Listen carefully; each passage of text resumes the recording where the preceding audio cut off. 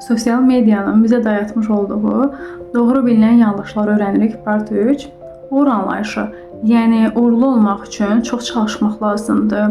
Çox kitablar oxumaq, çox təlimlərə getmək, daima hərəkətdə, daima çabalamaq, bu şəkildə olmaq, planlı olmaq, səhər filan saatlarda durmaq və disiplinli olmaq, bu kimi məsələlər aşılanır bizə. Gəlin baxaq görək həqiqətən belədirmi? Daima məşğul olan bir zehin və ya da ki, daima təlimdən təlimlərə, kitabdan kitablara qaçan bir insan bəzən öz həqiqətini unuda bilir, bəzən özündən qopuq yaşaya bilir və dolayısıyla bəzən sakit qala bilmək, bir şey etməmək də özü belə böyük bir hikmət və ərdəmdir.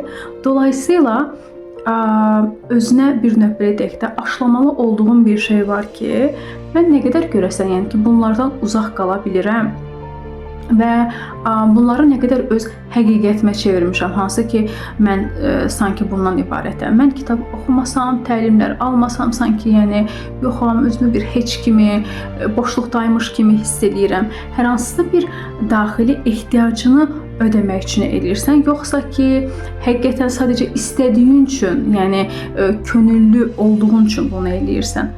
Bu yerlərə baxmaq çox önəmlidir və bəzən bir şey etməmək, səssiz qalmaq da özü belə, yəni böyük uğur və özünə dönüşdür.